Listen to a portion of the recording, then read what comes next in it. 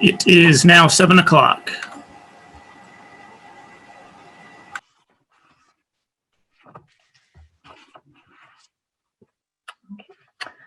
Thanks, Jason. Good evening. I'd like to call this meeting of the Urbana City Council to order. This is a meeting rescheduled from Monday, December 28th. Will the clerk please call the roll? Ms. Wu? Ms. Wu, Mary Alice? Sorry about that. I was muted. I'm here. Okay. Mr. Sachs? Here. Ms. Hersey? Mr. Brown? Here. Mr. Roberts? Here. Mr. Colebrook? Here. Mr. Miller? Here. Mayor Marlin? Here. Next up is approval of minutes from the previous meetings of December 14th, 2020, and a special meeting on December 21st, 2020. Could I have a motion for approval? I'll make that motion. I'll second. Moved by Dennis, seconded by Mary Alice. Are there any corrections? I didn't see any. Will the clerk please call the roll? Ms. Wu? Yes. Mr. Sachs? Yes. Mr. Brown? Yes. Mr. Roberts? Yes. Mr. Colebrook? Yes. Mr. Miller? Yes. That motion passes. I don't believe there are any additions to the agenda. I do want to note that we have two items on the agenda for tonight. One is a resolution coming out of committee, and then I have an appointment to the Civilian Police Review Board. We don't have presentations scheduled. We'll move on to public input.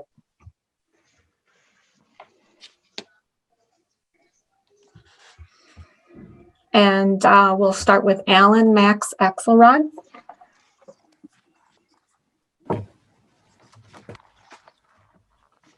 Hi there, can you hear me? Video froze. Yes, we can hear you. Hello, can you hear me? Okay, great. Could you thank you for putting on the clock. So I wanted to start off with thanking members of the City Council for signing on to the eviction letter that has been circulated. To date, there have been over 20 elected officials, or public officials, I should say more precisely, in our county who have signed on to this letter urging for Champaign County to do what it did back in March and suspend evictions. I want to remind anybody who is worried about the realtor lobby that rent debt can be relieved, but lives cannot, which is a direct quote from the letter. If you haven't had the chance to review it, to my knowledge, it has been emailed out to everybody except for maybe the newest appointee who I would like to follow up with. That said, I do want to say that people can see the clock that's on here. I'm going to provide 30 seconds for people to mute if they are not prepared to hear details about mental health and self-harm. I ask that you mute if you are not prepared to do that by 2 minutes and 30 seconds in there. I wish to bring up some content that is not easy.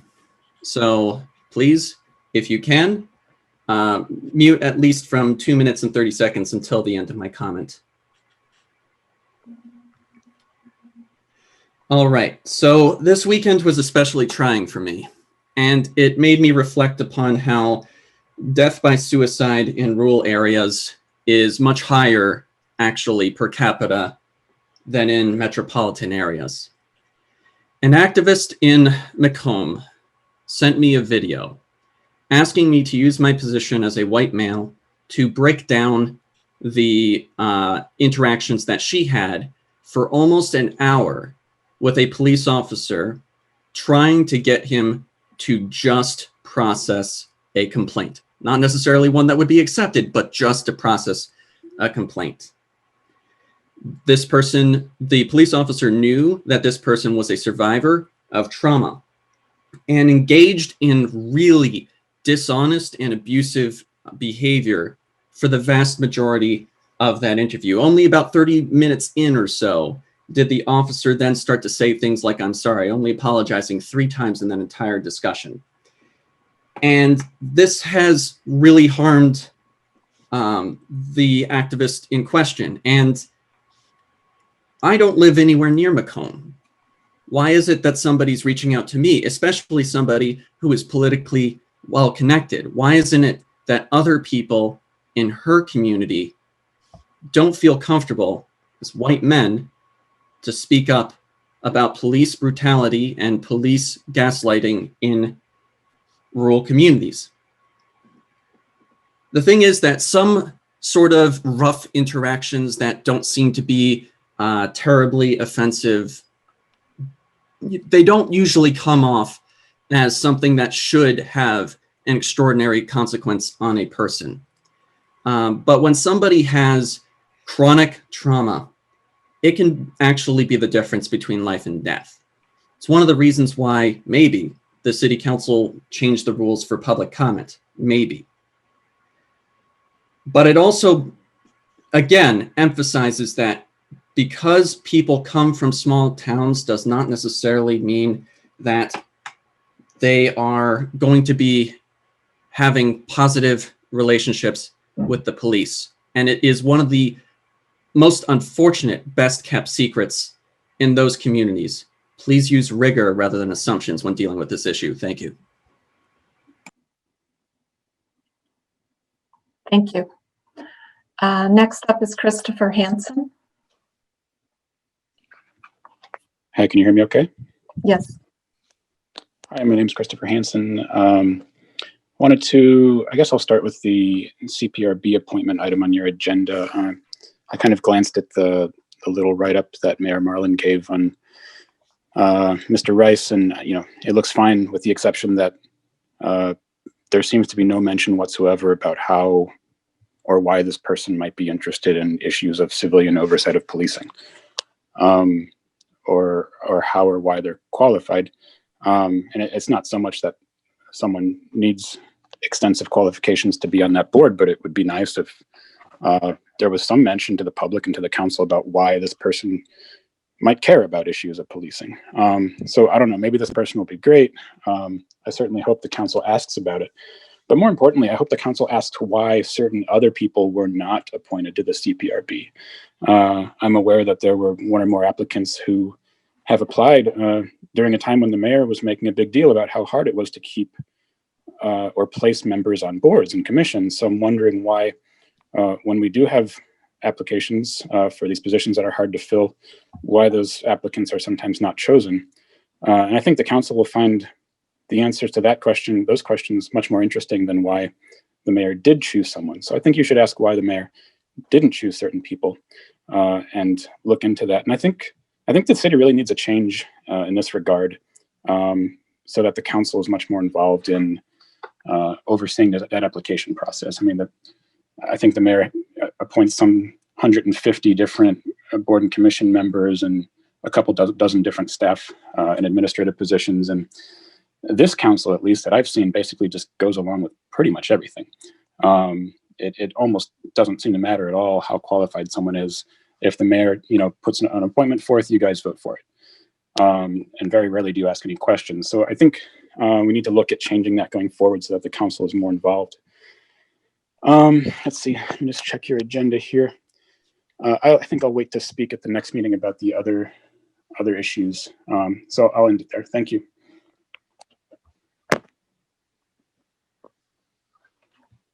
Next up is it Jaya Colasetti? Apologize if I mispronounced your name. Pretty close. It's Jaya Colasetti. Okay. Good evening. Thank you for the opportunity to speak. My pronouns are she, her, and hers. And I am a Ward 4 Urbana resident. I wanted to briefly speak to the concerns that have been raised regarding the one-door program. I appreciate the hard work that has gone into this effort, but I think it's important to reinforce some of the concerns that other residents have already raised. First and foremost, it does not address the root issue of racial inequality in policing. The 30-minute window for crisis response and dependence on a request for a crisis intervention team will not alleviate the concerns about bias and brutality. George Floyd was dead in less than 10 minutes, and I can't help but wonder how this program would have helped with Miss Aaliyah Lewis. While addressing mental health concerns with compassion instead of incarceration is important, residents are asking for a solution that will value the lives of people of color more broadly. The mayor and Lieutenant Sanders mentioned that this is a pilot and that the details will be worked out. I have concerns about this approach from an academic and fiscal perspective. A recent article in Nature entitled What the Data Says About Police Brutality and Racial Bias and Which Reforms Might Work examined policy options as well as associated with implementing changes, and quotes Professor Thomas O'Brien from right here at the University of Illinois at Urbana-Champaign about the potential to create further harm if a reform is taken without a thorough and thoughtful plan. O'Brien states that if police are to be of service to communities, they need to build trust with communities that are likely to distrust them, and that any half-hearted attempt at reconciliation could backfire. I worry that this well-intentioned effort may fall into this category of programs that could backfire. While I appreciate that this is a pilot, no grant that I have ever applied for locally or from a state or federal government would allow for a pilot that hasn't explored some basic points. Will this program address the issue? Will it supplant other services? What is the whole plan or the plan for funding it as a whole? What has been shared about the funding for this program is nebulous, and as has been previously raised, it is not reasonable to suggest that community members should pay for a program that does not have a long-term model for sustainability. The city invested considerable time and resource into a feasibility study for the Kickapoo Rail Trail, but has jumped into this program without a similar level of consideration. The questions about CU at Home's accessibility to LGBTQ+ folks has also not been adequately addressed. In a previous council meeting, we were told that CU at Home hasn't turned anyone away. Just because they haven't turned people away doesn't mean that they are prepared to create an environment that is inclusive, clearly welcoming, and safe for LGBTQ+ folks. LGBTQ youth are disproportionately affected by homelessness, and the LGBT Resource Center and at the university and individuals at Uniting Pride have been advocating for more responsive services for this population. I ask that the city think about a comprehensive plan for police reform and recognize that this program is not a solution to concerns about violent policing of people of color. Thank you for your time and consideration. Thank you. Tracy Chung. Hi, can you hear me? Yes. Hi, I'm Tracy Chong from Urbana. The agenda looks very sparse today, and I'm wondering why City Council is not discussing the many issues that the public has been bringing up in the last year. Does City Council have anything to say regarding the recent FOIA lawsuit that Urbana lost? Or is Mayor Marlin's dishonest press release going to be the only thing the city has to say regarding this issue? We are waiting. Have any of you guys reviewed the taser incident where it sure looked like there was police misconduct and UPD tried to not show the squad cam video that showed the incident? I've brought this up several times over the past few weeks, but I've never heard any acknowledgement that you guys are aware of the issue or even looked at the video. Are you guys waiting for another UPD police brutality incident to be recorded by the public so that it can blow up in your faces? We are still waiting for a discussion about the misconduct when Aaliyah Lewis was assaulted by UPD officers. It's a new year, and so far there has still not been any formal statement about the misconduct, no discussion on how this misconduct happened, what went wrong with the review process, and what steps are being done to fix this problem. Why? What about Carol Mitten's letter to the HRC, saying that the city, under her direction, is going to ignore the determination of the board during a recent hearing where the panel unanimously decided that the city's hiring practices needs to comply with the Human Rights Ordinance with regards to discriminatory hiring practices? Is this issue going to be addressed? Why is the council silent on this matter? It's a big deal.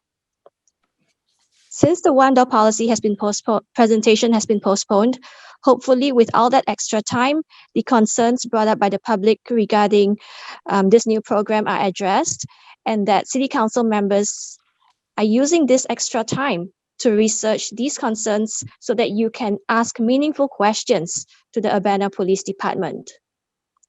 It is a new year. Is city leadership still going to continue down the path of dishonesty?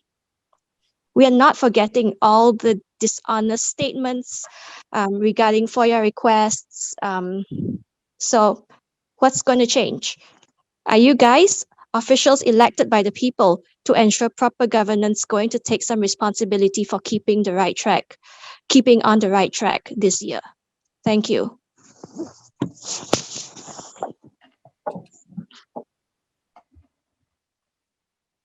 Next up is Megan McDonald. Hello, can you hear me? Yes. Thanks. All right. Hello, City Council. My name is Megan McDonald, and I'm from Ward 5. My pronouns are she, they.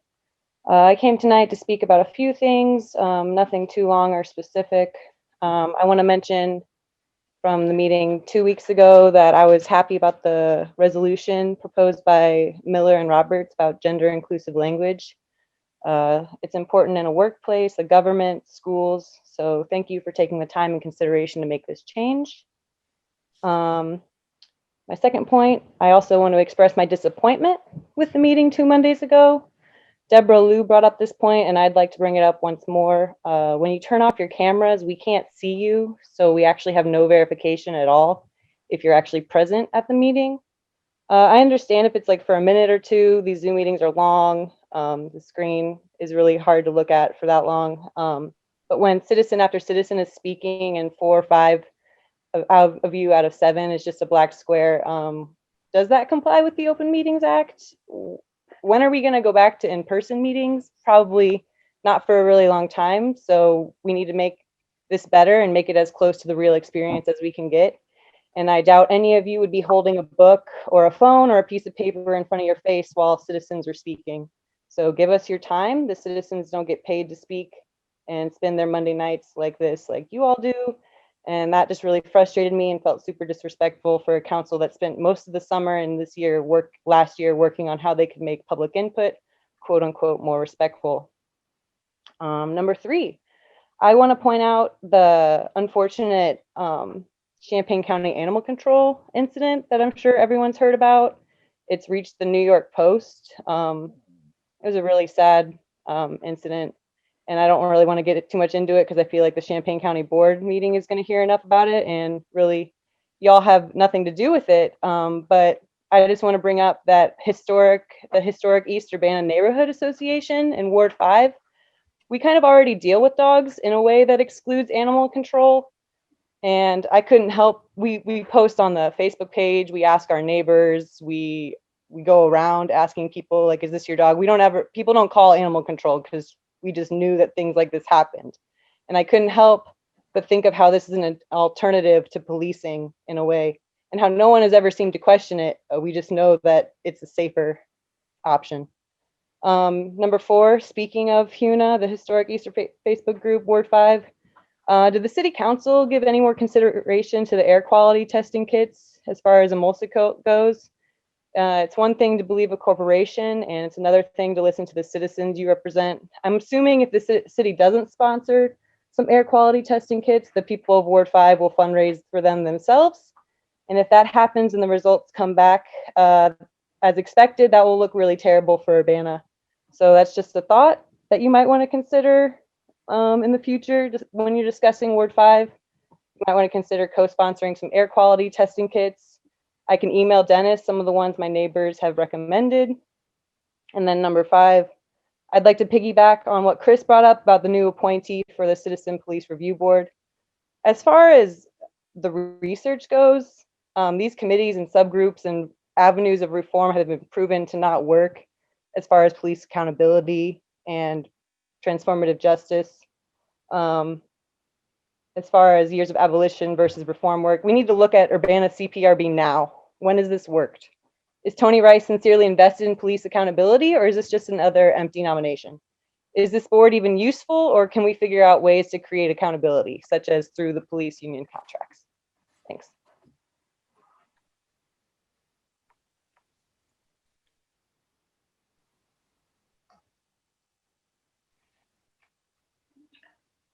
Next up is Bo Barber.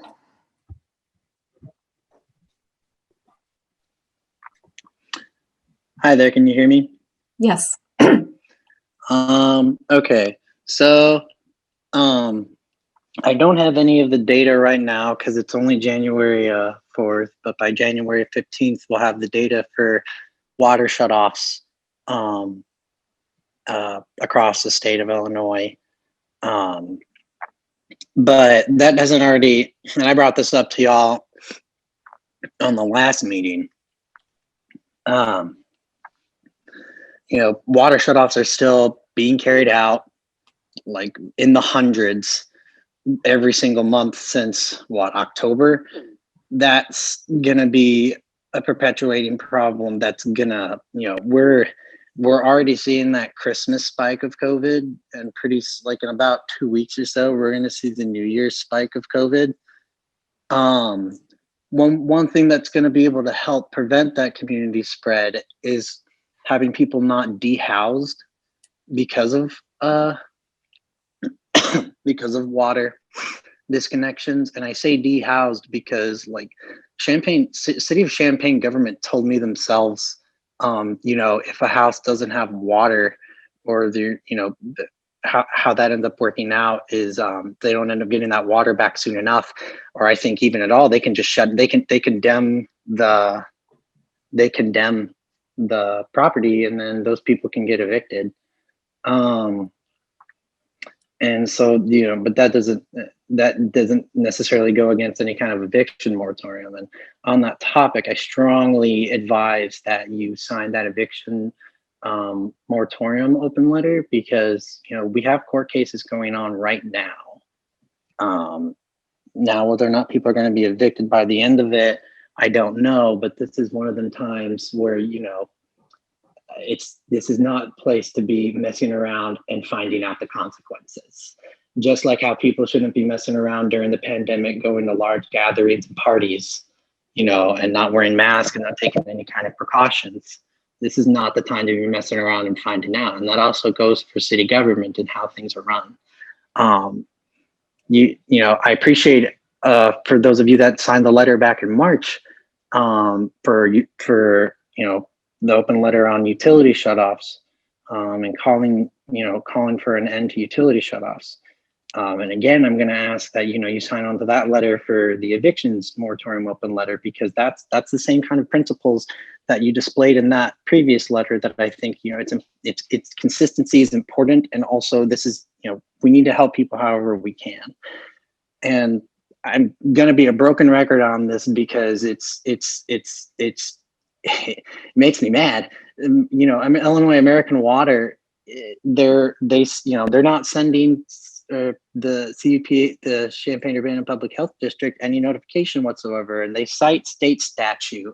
And Ameren only had to do that because they're a power utility company, and that's what the state statute tells them. But we don't have to follow that. Part of my language, but to hell with that. People are going to die because of this, and people are going to lose their kids because of this. If they have small children in the home, there are mothers who are pregnant. They are 2/3 of the way in to their pregnancy. There's one that just got disconnected over in Champaign. You can listen to I think it's Where We're At, the Ben Theobald radio show. I don't know where you can maybe find it. I think he has a SoundCloud space that you can look in it and listen to it. It's disturbing, and it's incredibly upsetting. There's a woman who's I can't remember what she said. She's over 28 weeks into her pregnancy, and she has 2 children, a 1-year-old and a 2-year-old. She's lost her water. She's already living in low-income housing. So I please advise, or not advise, I'm pleading for you to do anything you can on this to get American Water to cooperate. But thank you. Thank you. Next person is Sarah Nixon.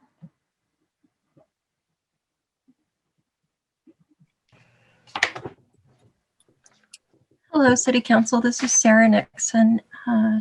Champaign County resident, and a few thoughts that I would like to share. First of all, I would like to commend and thank Alan Max Axelrod for his comments on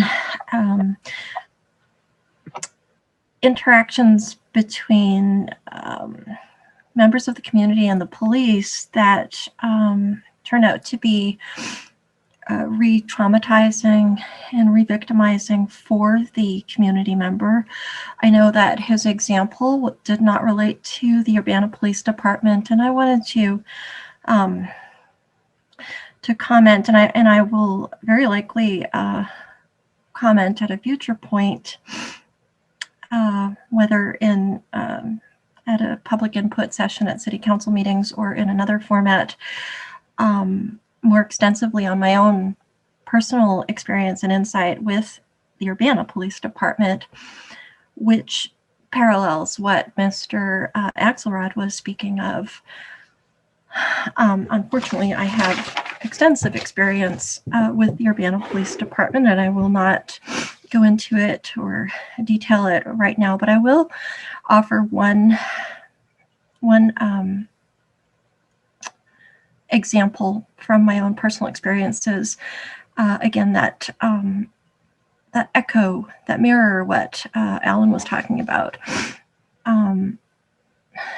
My car was vandalized repeatedly in 2015. There were repeated incidents of vandalism targeting my car. I approached the Urbana Police Department the first time it happened, and I was treated dismissively.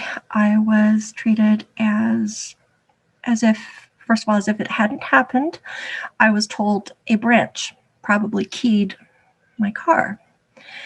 And at the time, I was naive and not informed enough to even understand that there is a process when you are trying to report something. An officer should actually write it down and a report should be written or entered. I wasn't aware of that. To this day, I assume nobody wrote it down because the officer laughed at me. And when the second incident happened where my rear window wipers were stolen, and then the third incident, which involved a flat tire. Again, all three incidences quite suspicious, and I knew who had most likely done them. That person had described doing such things, and potentially doing such things, had previously described that to me.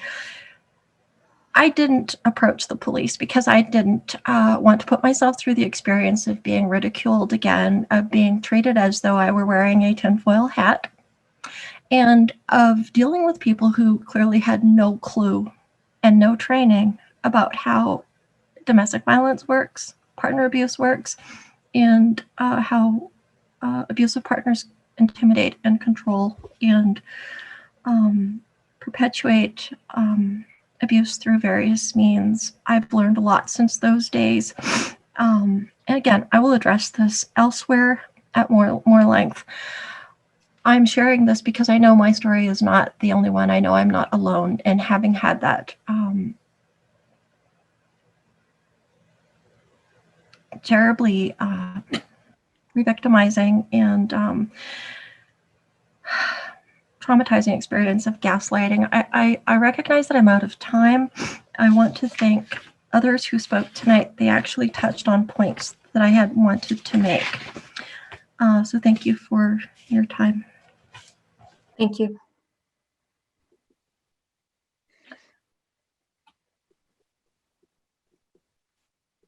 Okay, I believe that's everyone who wanted to speak tonight. So Grace, welcome. Hello, can you hear me? Yes. Thank you. My name is Grace Wilkin. I'm an Urbana resident of Ward 6, and I just wanted to echo the previous comments and say that I hope that you're listening to the public comments. Sometimes we say the same things at multiple meetings over and over because they clearly aren't addressed, sometimes, oftentimes even at all. And rather than truly listening to and addressing public concerns, you've limited public input and have still yet to meaningfully act on most of the public concerns and requests. It seems to me like, there's a lot of big picture issues that are going to take a lot of work that also aren't happening. But there's also simple things that could be done, like having a more transparent system and not blocking access to records and FOIA requests, holding police accountable, like investigating complaints and reporting officer offenses and having consequences for those offenses, not pressing charges or supporting the system pressing charges against victims of the system. As far as gender neutral language, I'm glad that resolution passed the first round. But there's really simple things that could be done at no cost and very little work, like using your pronouns in your Zoom names and using gender neutral language, not Mr. and Mrs. or alderman like we have been doing. And overall, I just encourage you to work for the public and to vote and speak in our best interest. And please listen to this really valuable input that you're getting from the public. Thank you. Thank you. Does anyone else wish to address the council? Okay. We'll move on to unfinished business. There is none. Reports of the standing committee. Jared Miller.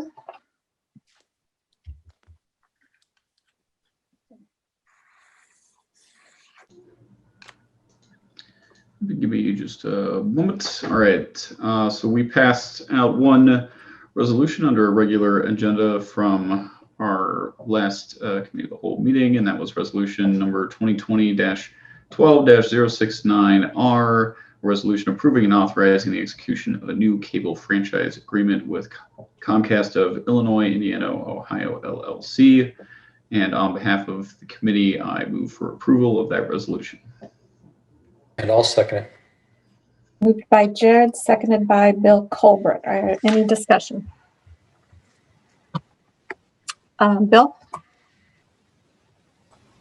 Yeah, I know you had we had a question from Daryl Cruz. I thought it was a reasonable question about how the lower fee for equipment, I forget which fee that's called, the one that's being reduced from 2% to 0.75, I think it was. The PEG fee. How that would affect the budget, and you provided a pretty thoughtful answer to that. Did you want to just, would you be able to summarize that briefly? I'm going to defer to Jason Liggett to respond to that. He did all the work in the negotiation, and I think he can give you a more complete answer than even I did. So. Yeah, so as you noted, it went from 2% to 0.75%. This is roughly going to be around $41,000 per year estimated right now. As far as that drop, that was one of the things that was negotiated between us and Comcast. We had several back and forth conversations about the PEG fee as well as the fifth channel, which are intertwined at spots. One thing that we've noticed throughout the years here, we first negotiated that 2% over 25 years ago. And what we've seen is that, the price of running a PEG station has gone down considerably over the years. Equipment's much more streamlined than what it was before. So staff laid out a couple of different scenarios. If UPTV and the city were to continue running public access, education access, and government access all on one channel, we went ahead and looked out 10 years what our equipment needs would be and what sort of equipment we'd be purchasing and totaled that up. And we also looked at the scenario as if we did have another organization running a fifth PEG channel, and we looked at the costs that would be associated with that. And ultimately we settled on the 0.75%, which is what the city counter-offered Comcast's first proposal. I will just state, Durrell's main concern that, that might not be adequate funding for, if there was a fifth standalone PEG channel, but all the numbers that we've come by have supported that it would be adequate funding for capital purchases. And do you happen to know how much is being brought in by the fee from from the other cable providers, the other television service providers that go into that same pot of money? It's minimal compared to Comcast. I think it's, probably less than 20 grand a year right now between i3 Broadband and AT&T. The bulk of that money comes in from Comcast. Okay, thanks. Mm-hmm. The other thing we did observe is that things have changed drastically in the past 25 years about people's ability to produce their own videos, and just the number of options like YouTube and all that has just exploded. So there are a whole lot more options for individuals to get content out to the world than there were 25 years ago as well. So,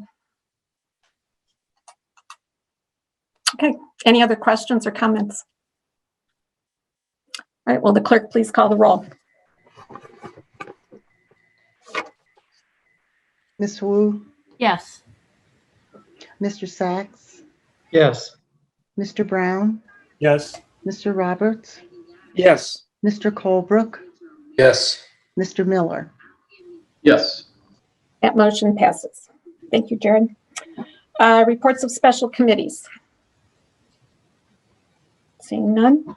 Reports of officers.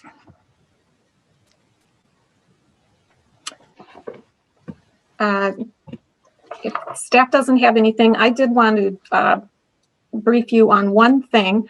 It wasn't brought up tonight, but we have had comments in previous weeks about complaints filed over our Open Meetings Act. And I finally had a couple of minutes over the last week to compile a list of the complaints that have been filed with the Attorney General's office alleging violations of Open Meetings Act. And most of these complaints have been related to the public input processes at meetings beginning in March when we went virtual to November.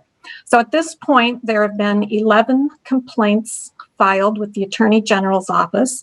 5 were filed by one person, another 5 were filed by another, and 1 complaint was filed by a third person. I would also note that a lawsuit has been filed against the mayor and the Urbana City Council over 5 meetings, and 3 of those meetings were also subject of the complaints with the Attorney General's office. At this point, the Attorney General's office has ruled on 2 of the 11 complaints. So that's 2 of the 11 meetings that were complained about. And in both cases, the Attorney General's office found that the city of Urbana did not violate the Open Meetings Act. Those cases have been closed.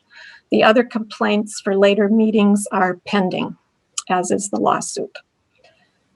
And then another note, we did some research. People have made some note about jaywalking tickets, and a statistic was quoted during public comment a couple of times and referred to a statistic of 90% of tickets were issued to African Americans.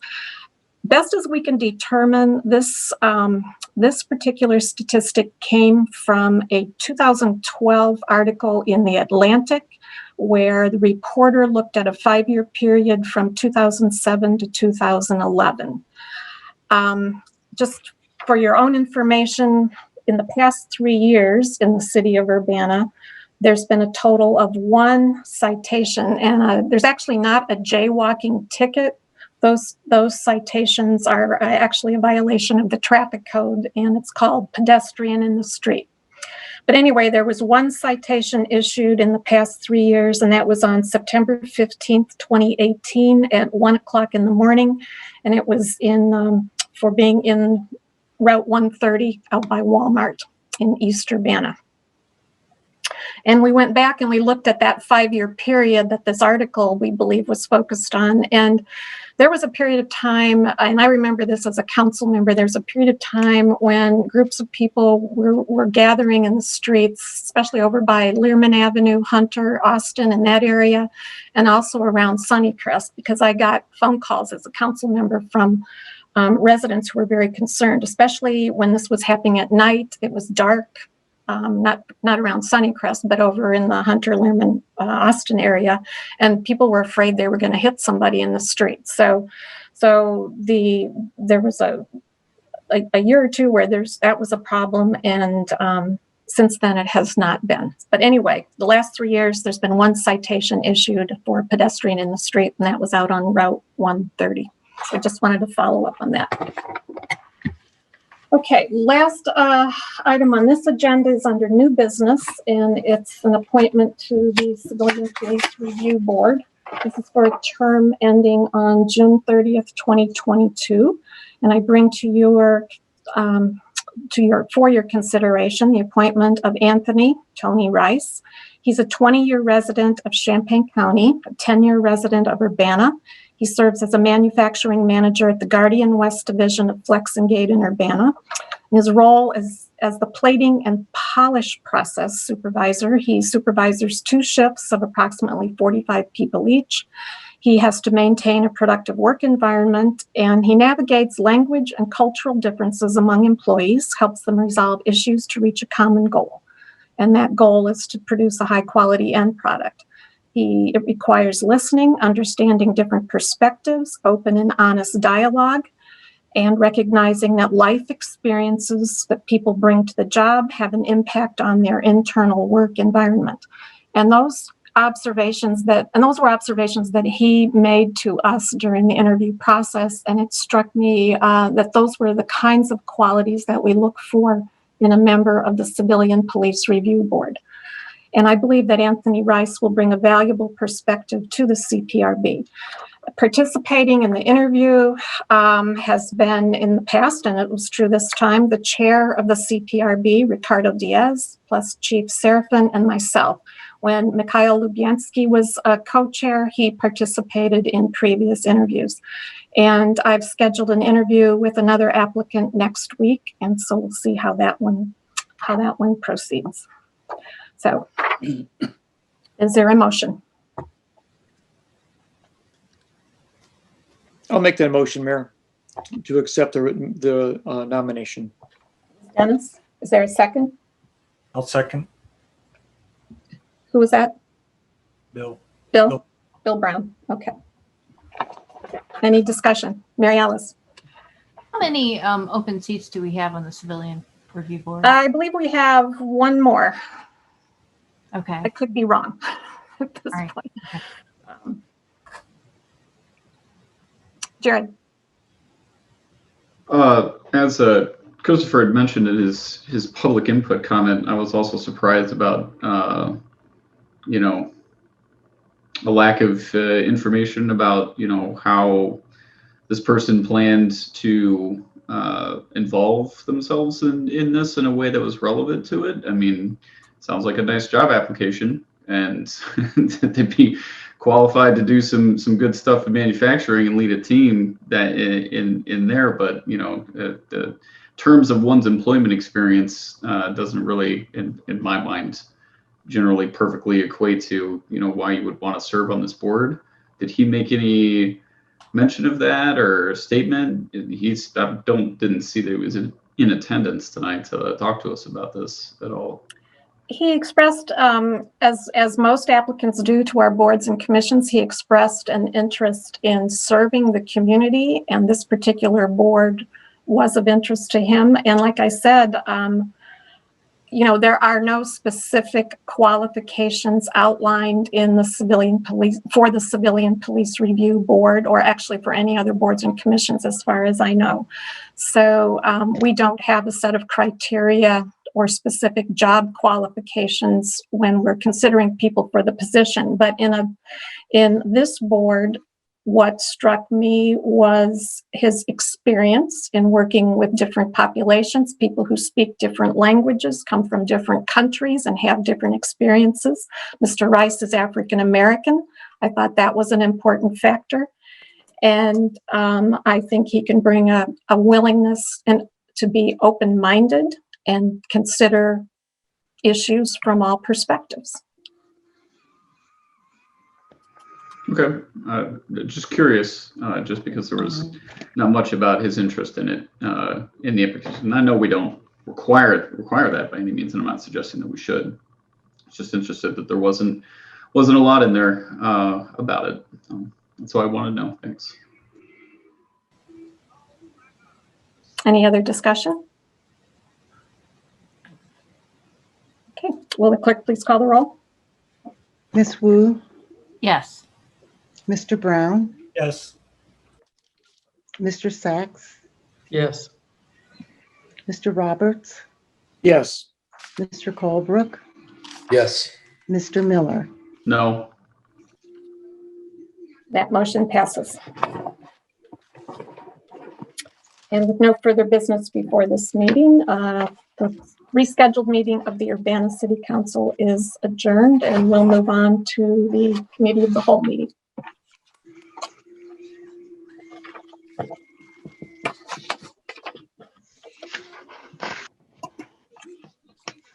All right, let me pull up the agenda here.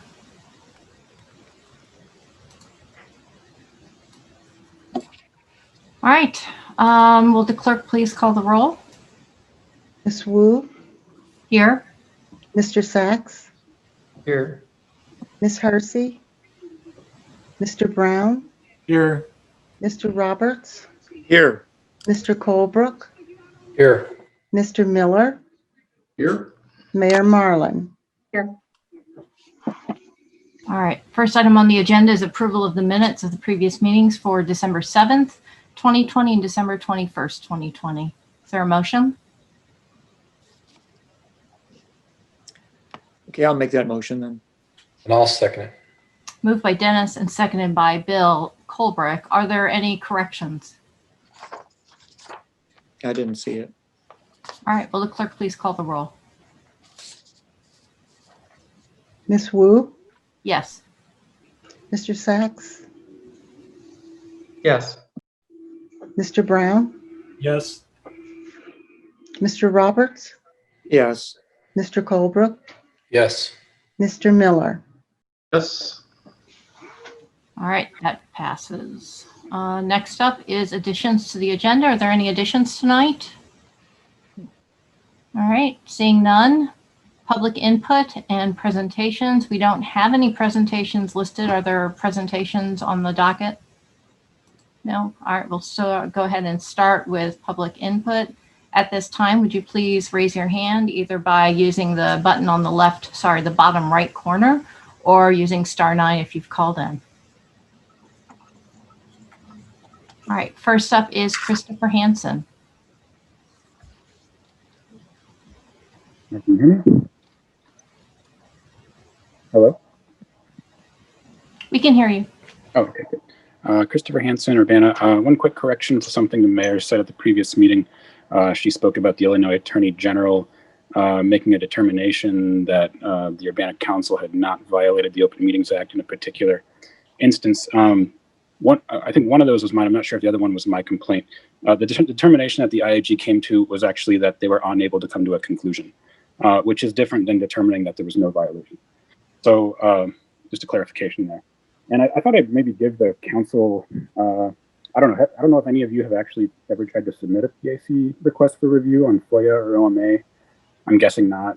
But I'll give you an example of one that I submitted almost a year ago. It was against the Urbana Civil Service Commission. So the Urbana Civil Service Commission has a regular meeting schedule, right? Just like every board and commission is supposed to have, every public body. But they had not been meeting on their regular meeting schedule for something like almost a year. They kept calling special meetings or rescheduling meetings, and they always had a habit of rescheduling them something like 2 days before the meeting time. So if you were planning to, say, attend a Civil Service Commission meeting at a certain time, say next month or 2 weeks from now, you would suddenly be surprised to find that it was canceled and then rescheduled for a week earlier, and you'd missed it. In addition to that, the Civil Service Commission was meeting on the second floor of the Urbana City building behind a locked door. Now, I submitted a complaint about this, and the Illinois Attorney General determined that there was no violation. So, and the reason, I think, was because there was a technical problem in my complaint because I didn't cite specific meeting dates or something to that effect. I just made a general complaint about all of their meetings.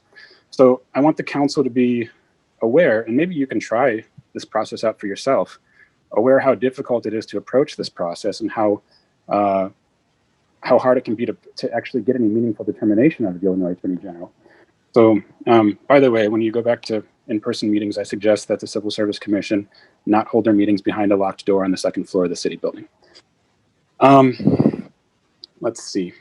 Oh, last week or last meeting, I asked about the one door steering committee. I asked if it was a public body and open and subject to the OMA, and I still haven't gotten an answer to that. And I'm wondering, the steering committee, are there meeting videos and can the public view those? I'd also like to bring up the issue of Carol Mitten throwing out a Human Relations Commission public hearing determination and the city's posture that the city itself is free to violate its own human rights laws. And I wonder what the council thinks about that. And maybe these are the kinds of things that you can discuss on this new agenda item where you'll each be kind of free to bring up issues that the mayor doesn't want to talk about. And speaking of issues the mayor doesn't want to talk about, I always find it interesting how you pick and choose what things you're going to tell the public. So you found it convenient to tell the public that there were 2 OMA complaints where, as you claim, no violation. When are we going to talk about the half dozen or dozen determination letters from the Illinois Attorney General that said Urbana was violating FOIA? I sent that to the entire council. I sent it to all of you. I wrote articles on that. You have access to those letters. I explained them clearly. When are we going to talk about all those? When are we going to talk about the lawsuit, the FOIA lawsuit you just lost? You have another FOIA lawsuit now that you're dealing with. You're going to lose that one too. So it's going to keep going until we actually have honest conversations about these things. So I hope to hear about those issues from you. Thanks.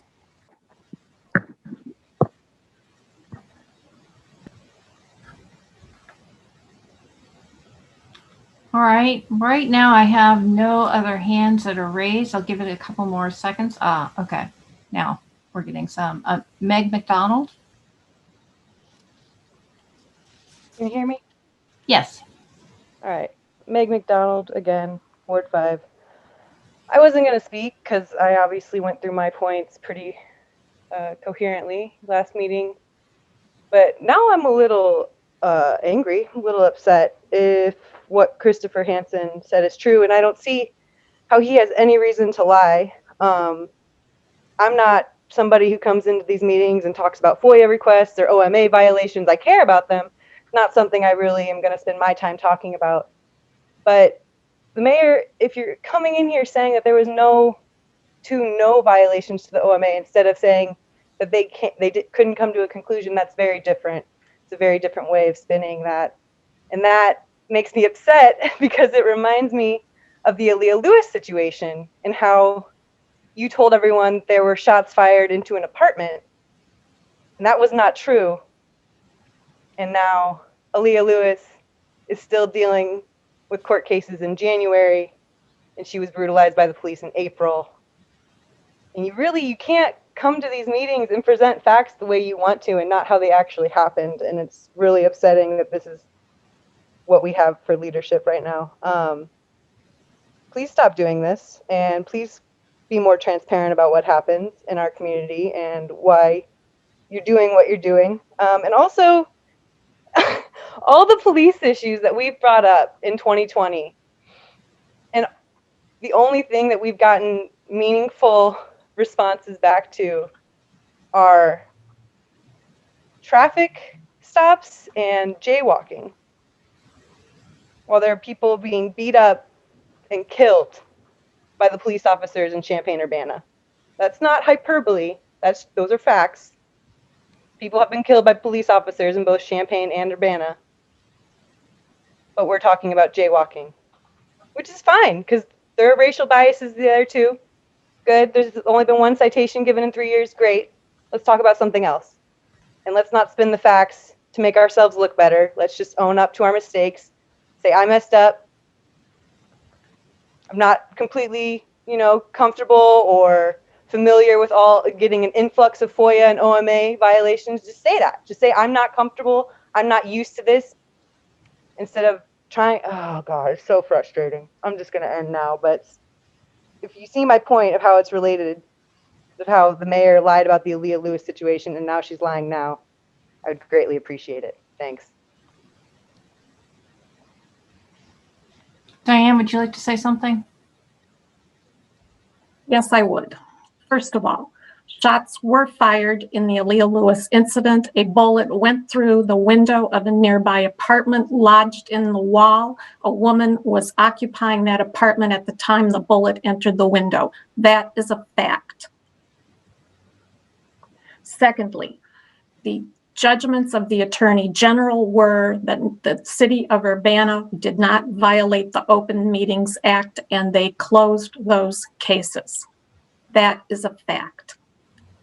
Third, the various FOIAs, we have vastly improved the FOIA process over the past 6 months. The city had a process in place. It wasn't equipped to handle the huge increase in the volume of the FOIAs and the size of the FOIA requests. So it took a while to get geared up, but we have a decent process in place and we're doing much better than we did before.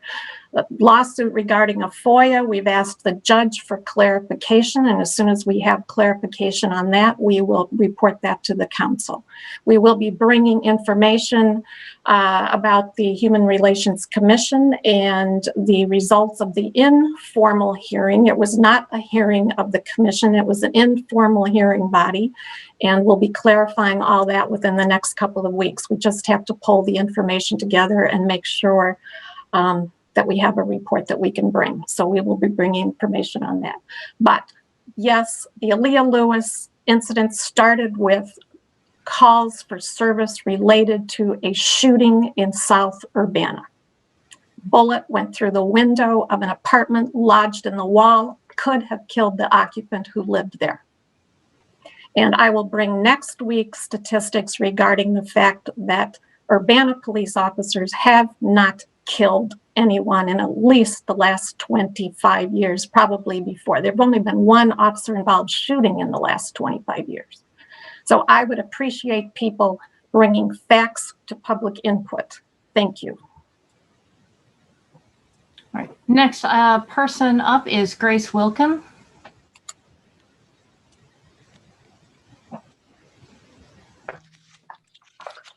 Hi, can you hear me? Yes. My name is Grace Wilkin. I'm an Urbana resident of Ward 6. There's a lot of heated things to follow. But as far as racial issues with policing, while I do think that, statistics and data and accurate information is important, it seems like it was a diversion tactic in the last meeting, 30 minutes ago, of diverting the issue of clarifying about a statistic on jaywalking tickets, yet no action on the statistic that I tried to look it up. I don't have it, but it was around, if not almost or more than 90% of child arrests in Urbana that have been Black children as of the last statistic that I heard in 2020. And there's other statistics and testimony of racial issues and discrepancies in our police system. It doesn't have to be a heinous murder to get to that point. And I hope that it doesn't again, but these things do happen. It's happened in Champaign. It's our same sister community. It's not to say that it won't. So I think there are serious issues that we need to address, and it's diverting the issue. And I would suggest and ask that you please put your efforts towards addressing these issues rather than correcting and fact-checking the public on specific data. I think it's the same thing with the Aaliyah Lewis case, saying that a bullet going through the wall, even if that, may have happened, that doesn't justify abuse from officers on an unarmed civilian who was just upset. And so I think we can argue the details, however, but there are major issues that aren't being addressed, and I think that's ultimately the issue. Some points on this specific agenda for tonight on gender inclusive language. I hope that you support that and take the easy steps and the hard steps to work towards gender inclusivity. Also, on the other point of city council member discussions on agenda, I would request and think it's reasonable to limit yourselves to 4 minutes at a time, and out of consistency for our other input, consideration to the public as well. Maybe you could do another round if people had more to say, but I think letting each person talk for up to 4 minutes at a time on the clock would be a consistent and good way to do it. That's all for now. Thank you. All right, thank you for your input. The next person up is Tracy Chong. Hi, can you hear me? Yes. I wasn't planning on speaking again because I thought I'd said all I wanted to say, but Mayor Marilyn, after what you just said, I'm so angry, I just have to come back and say something. You want facts? I'm going to give you facts right now. These were your words. You said that a bullet went over the heads of bystanders and through the windows. Through FOIA requests, through investigation, we cannot find any evidence of a bullet flying over the heads of bystanders. What have you got to say about this? Are you trying to change the narrative just to make things sound worse? Is this honesty? Secondly, this just happened recently. You said that 1,400 pages from the FOIA request were printed out. That is a lie. There's no other way of putting it other than that is a lie. We have evidence. I have evidence that these documents were provided through a Dropbox. Not a single page was printed out. That is a lie. Thirdly, when you try to justify Urbana's FOIA requests during all those presentations, superficial presentations that were provided by city attorney, yourself, the FOIA officer, you said that there were only 2 recurrent requesters. This is not true. There have been more than 2 recurrent requesters that are designated by the city. And there have been definitely more than 2 people who have been charged the exorbitant fees by the city of Urbana. So when you come up and tell the public that there's only 2 people and these are the only 2 people that have been charged fees, you are not telling the truth to the public. And yet you dare come up here and tell the public and try to defend yourself when week after week this trend happens. It has to stop now. Thank you. All right, thank you for your input. I believe we do not have anybody else. I'm sorry, Sarah Nixon is up.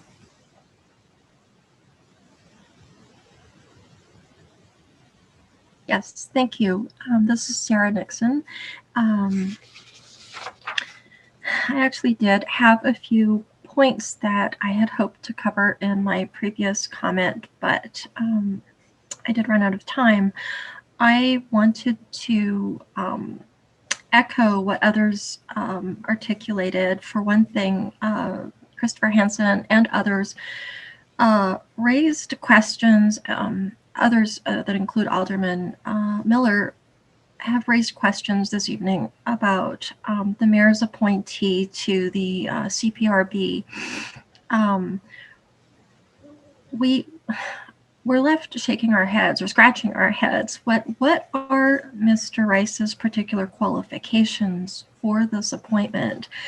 How is he or has he been engaged in issues and processes that would benefit the people of Urbana and warrant his appointment to a seat on this particular board? What background does he have of involvement and or engagement with civilian complaints regarding law enforcement? I know that I and many others can think of numerous well-qualified applicants who also have the traits that the mayor pointed to in response to Alderman Miller. I recall the mayor saying he's open-minded.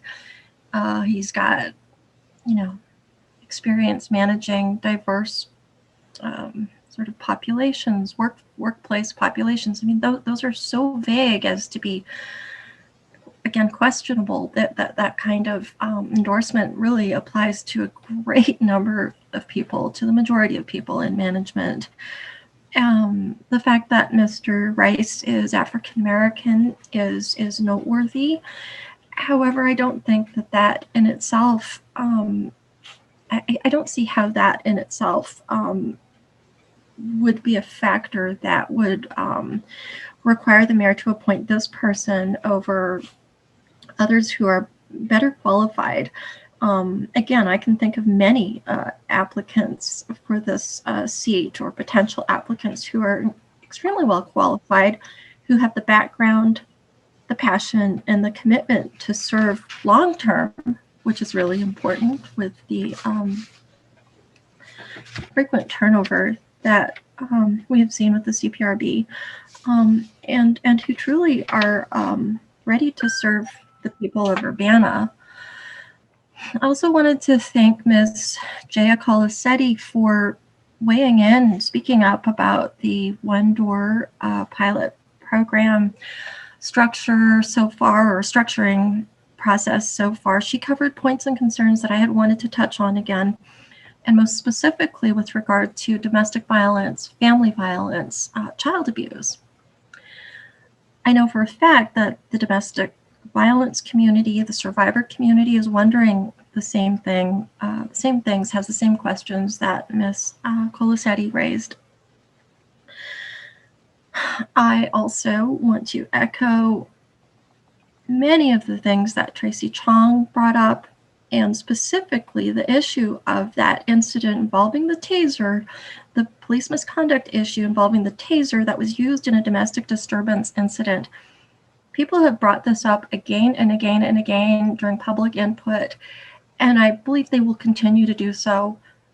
And I think it's shameful that there has been zero response, complete indifference from city leadership and administration to this really important concern. All right. Thank you for your input, Sarah. The next person is Emily Close.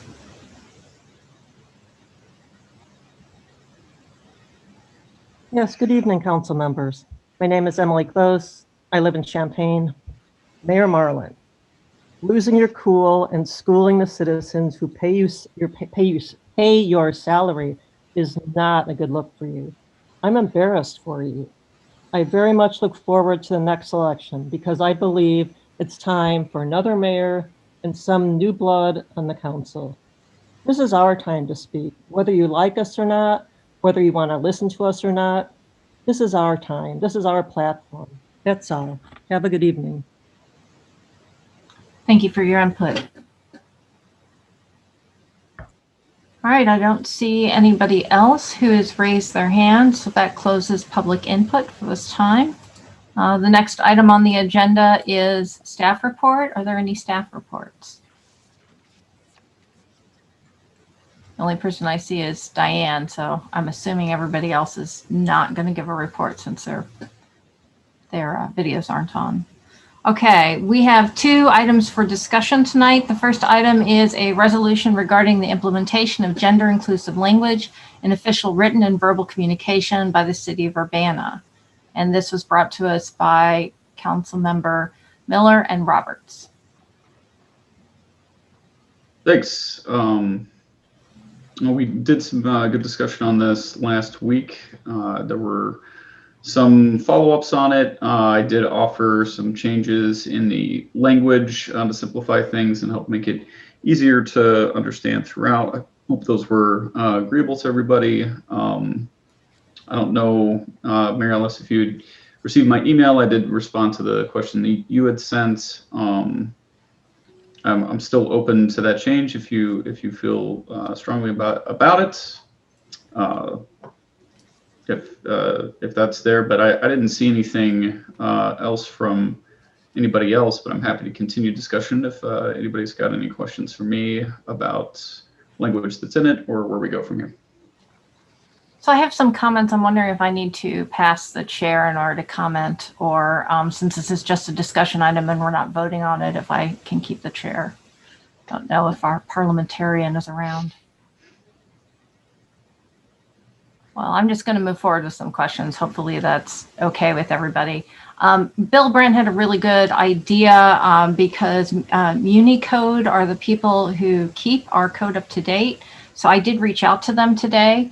And they said that they do have a program that would update our code and go through it with editors to make sure that our language is gender neutral.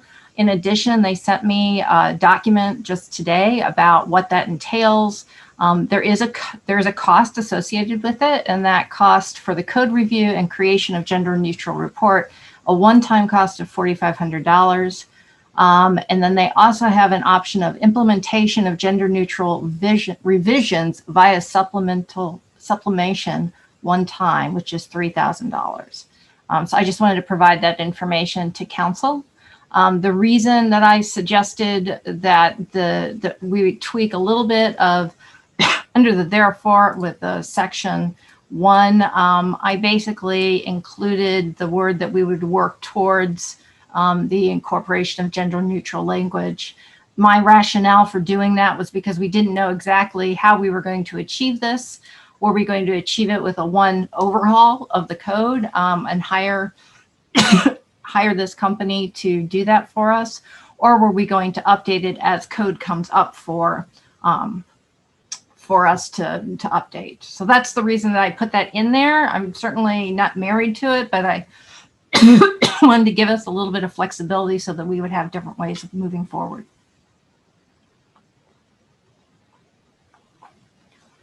Thoughts from anybody else?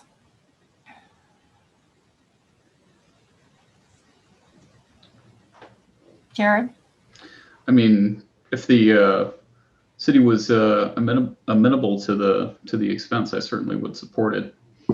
And if we're going to do it more piece by piece, if that's the way it works too. And I did mention, I don't know if there is a legal aspect to doing that update. Did Municode in their response mention anything about any problems with doing those language swaps, that would be any kind of, if we have to follow some order to change terms, or did they say anything about that, Muriels? I'll send the whole thing to City Council so that you can take a look at it.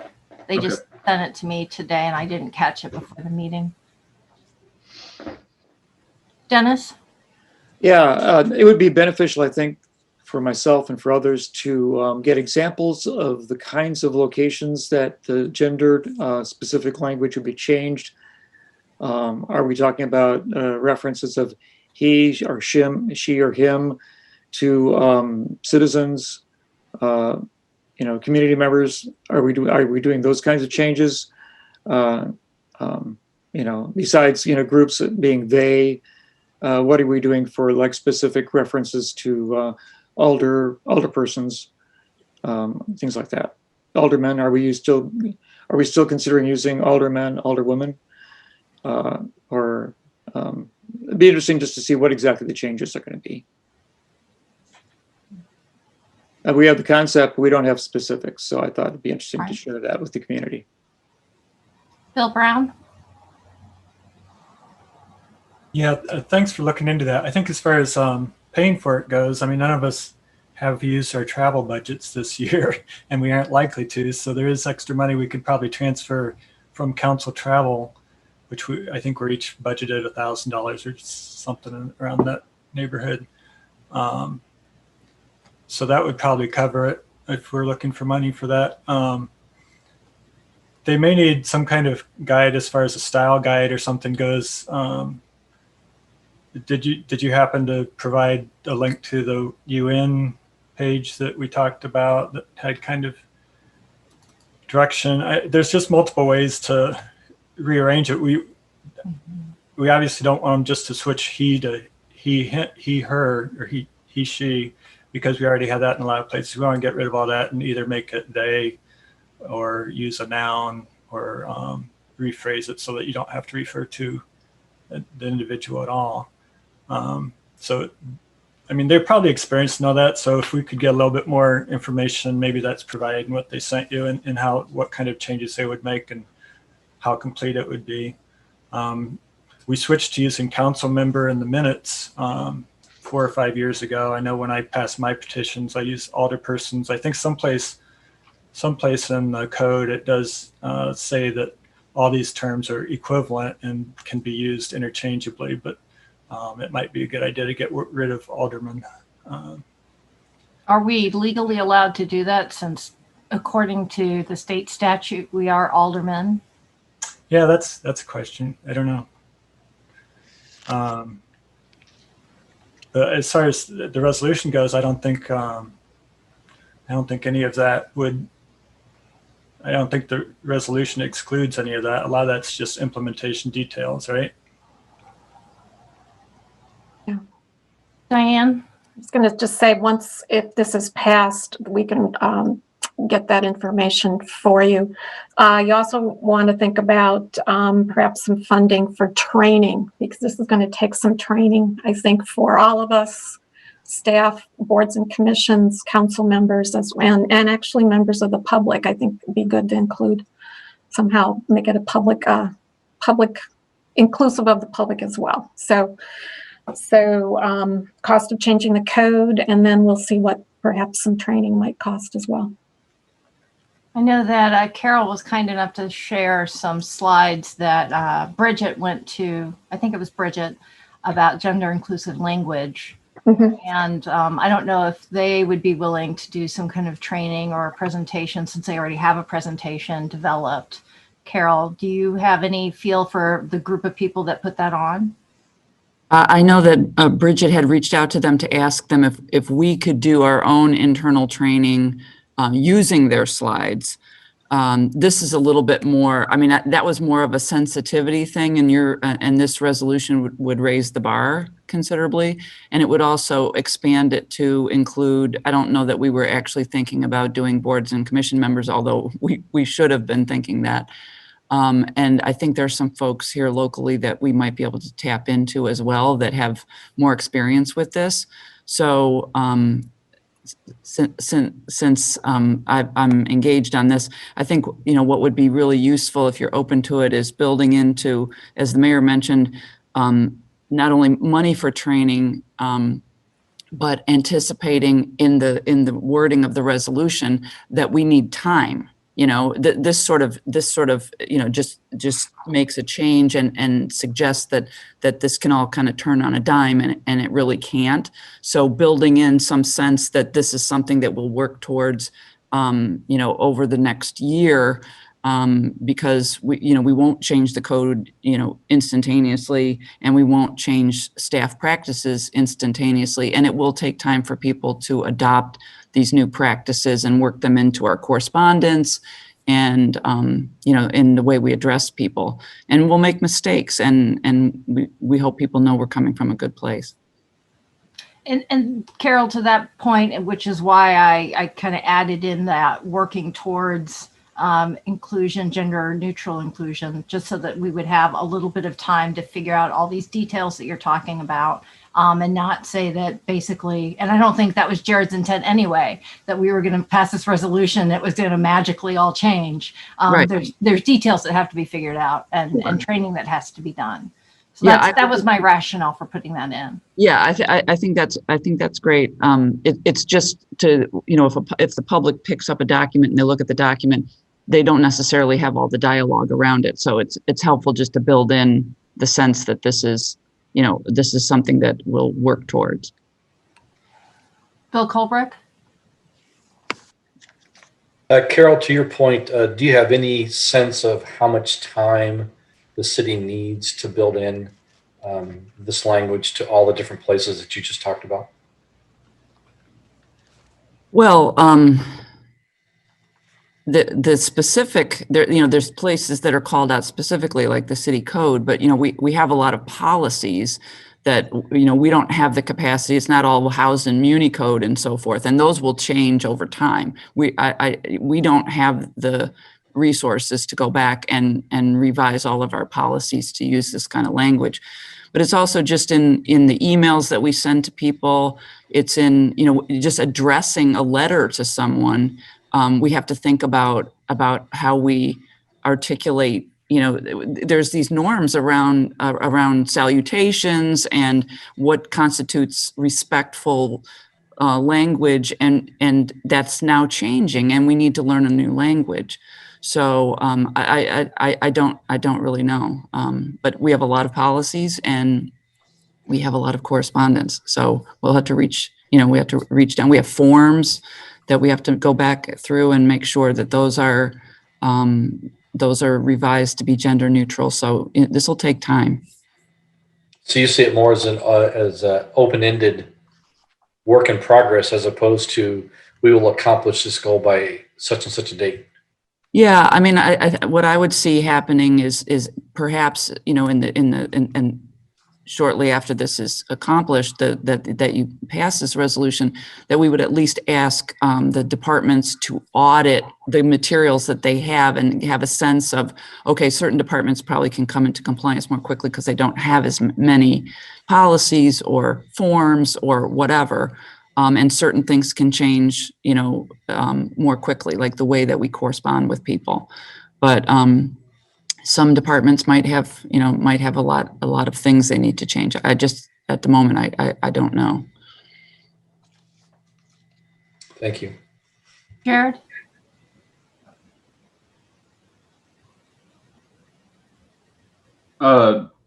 Yeah, and just to reiterate, I don't think it was Julie's intention, nor mine, nor Dennis's, that this was supposed to be something that was slapdash done. So certainly, whatever language we propose, I think the intention of of this is clear enough that, Carol, perhaps if you and I work on time and/or if we need to include language about financial commitment in some broad sense to help make it clear that, you know, I think eventually that will just have to be a budget amendment because it's not something we're currently budgeting for. But if you and I want to work on that, I think we'd be able to clean this up and have it ready to at least come to the regular committee next time as a votable action item. Absolutely, and maybe what we could do is just in not in the resolution itself, but in the memo, have a plan, right? Sure. What's our plan to move this forward? And so, where's the money going to come from? How much? You know, we clearly already internally had the intent to move in this direction. This Sure. is going to give us some momentum to do it, and it'll broaden the effort. So yeah, I think if we can just map out a plan, that would be useful.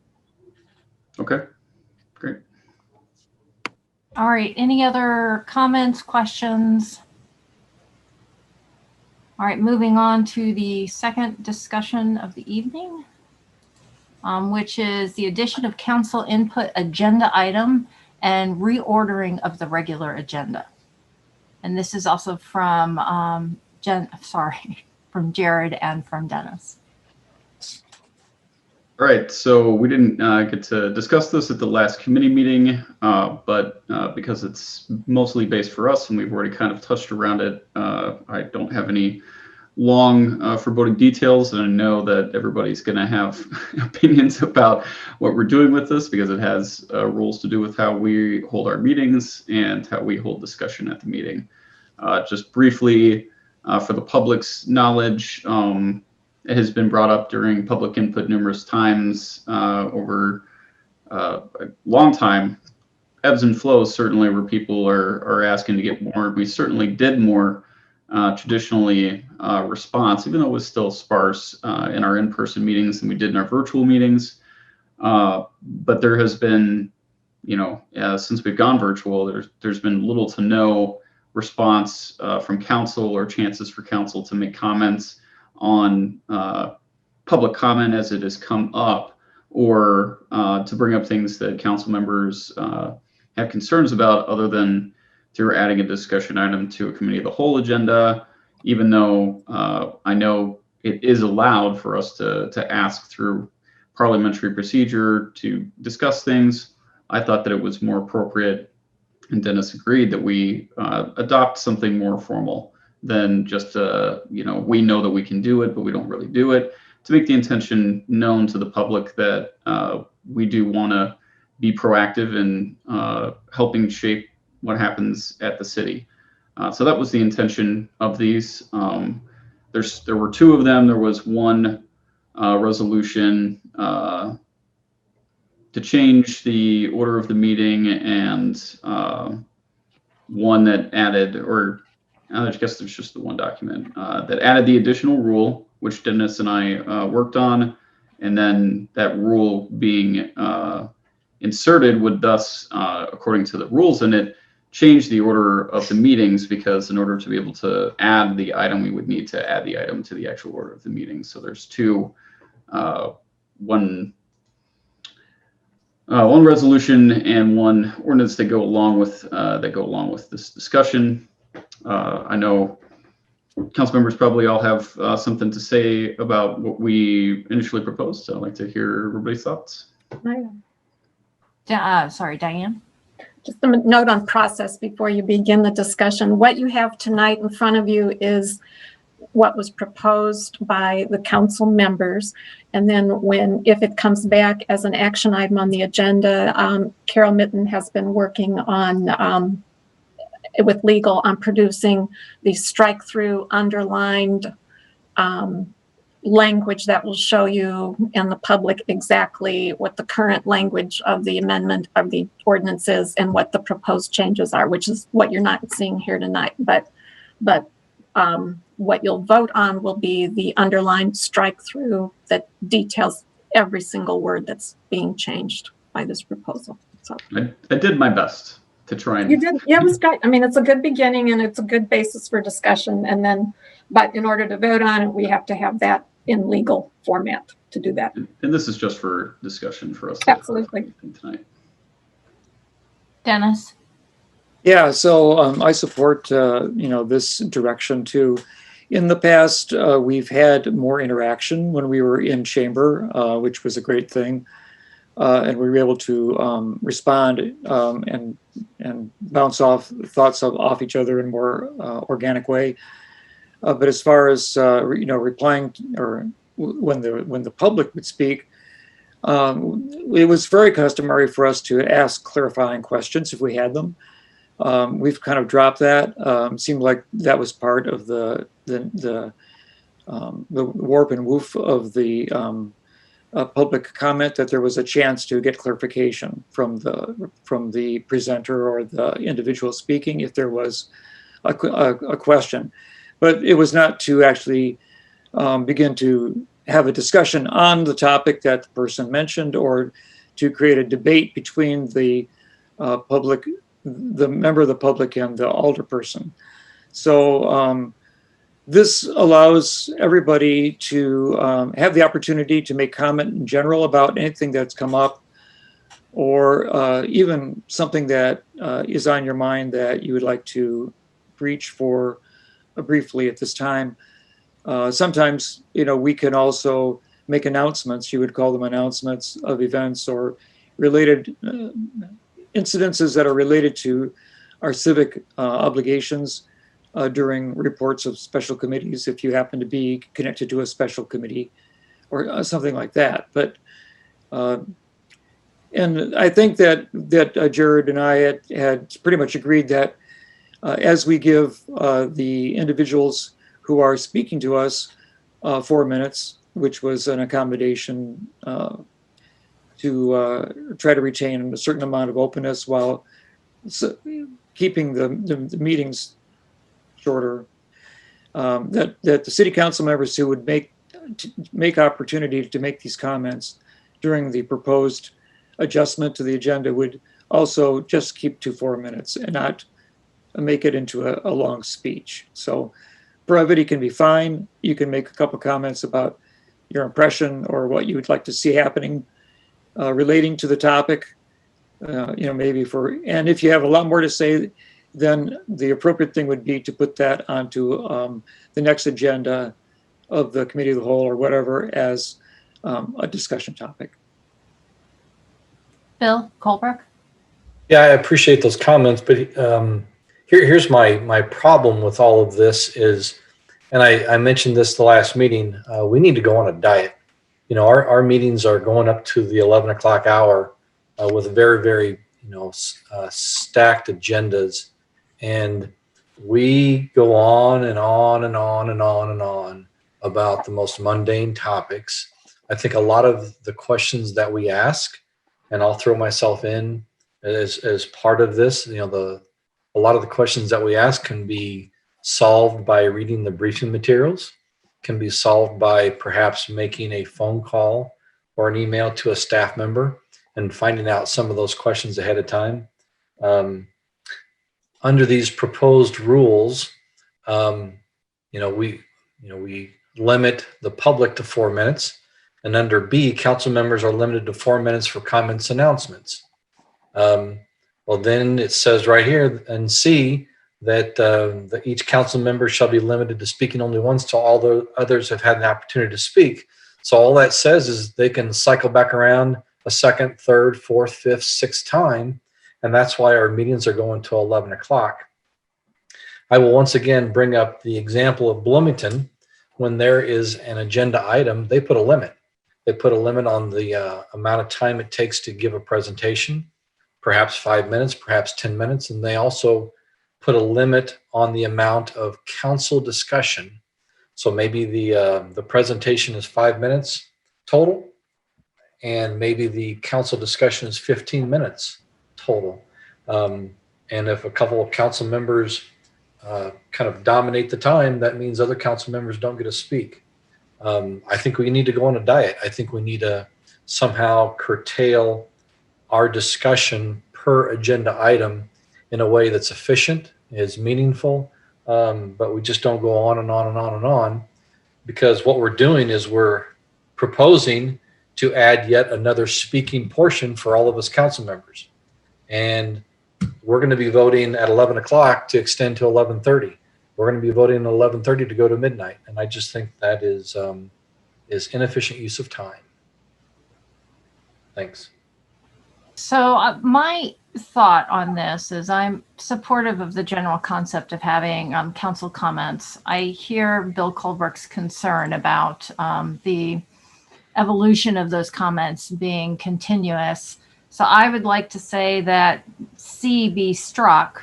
If there's a conversation amongst city council members, then maybe that needs to be an actual discussion item on an agenda, rather than having a discussion go around and around.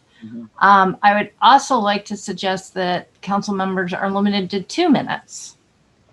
And finally, I would like to suggest that the council comments come at the end of the meeting.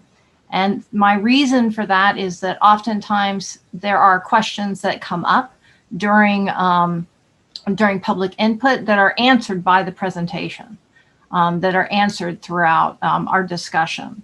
And so I think that would save some time in terms of making this as smooth as possible. So those are my 3 ideas. Bill Brown? Yeah, I would also support getting rid of item C. I think one time around should be enough for everyone. It's not a discussion item. It's just an opportunity to respond or make comments and announcements. Also in items E about adding things to future agenda, we already have a process. It only takes 2 council members, I think, to add an agenda item. So I don't know if we need to, it just seems like you're encouraging more discussion by including item E in there, something else to talk about. If after the comments, 2 council members think that there has been interest expressed in a future agenda item, they could just do it, put it on the agenda for the next meeting, either council meeting or committee of the whole. I think it only takes 1 person actually for committee of the whole. So yeah, that's my general comments. I don't have a strong preference for having it right after public input or at the end. I'm open to either one. All right. Jared? Oh, I did have, sorry, it'll probably come out during when you redo the strike out version, but Rule 4 and 5 have the same heading, debate limits. I think Rule 5 used to say something like draft resolutions and ordinances or something like that, but that'll probably get fixed. All right. Jared? Yeah, I think actually in the previous one, I had pulled the wrong thing and Rule 4 didn't actually exist. The one that I changed from 3 to 4 did, but the one that I included 4 was actually not in there. So I know when Carol sent me back an initial edit of it, that was eliminated so that 5 was 5 and not changing from 5 to 6. Just to give some clarity to the intention of C and E in doing this. I try to envision how our conversations generally go, and it's very often that if somebody if one of us says something that gives the other person, an immediate raise of concern, or they really want to say something in response to that, I didn't want to eliminate the chance for at least a simple response and from somebody. If somebody says something and another council member feels very strongly about responding to whatever that person said, I didn't want to eliminate the chance for them to do that just because that person has already gone and now you're done. You went first, that other person said something and now you want to respond to it, but we've taken that ability away from you to do that. I didn't necessarily want to make it that way, so that's why I put that in there. But I didn't want, because I know how easily, as Bill mentioned, that we could end up going in circles, and it just turns into a discussion item. I know the intention of doing this isn't to create a lengthy discussion, which is why I included E as basically a method for the chair to police the conversation and see, if council members are going back and forth about this, more than once or twice without needing to necessarily spell out, well, if it receives one response, then ask for this. But basically for the chair to police that conversation and say, it looks like we're getting some back and forth on this. Does somebody want to make a motion to add a discussion item to a following agenda on this topic, and try to end whatever may be going on in conversation during this? I mean, it's just an idea. I certainly, I understand the trepidation people have about that, but I didn't want to take away the ability for somebody to respond to a comment that may have been made, or if I happen to be the first person to raise my hand, and maybe only Eric has something else to say about it, but he brings up a really good point, and I just want to add something to that very quickly. I didn't want to take that away, so that's why I didn't initially. Well, Dennis and I didn't initially just say you get one time and that's it. That's why we put those in there. Oh, and just one last thought before you guys give me your thoughts on that. Bill, I totally hear you on taking too long on agenda items.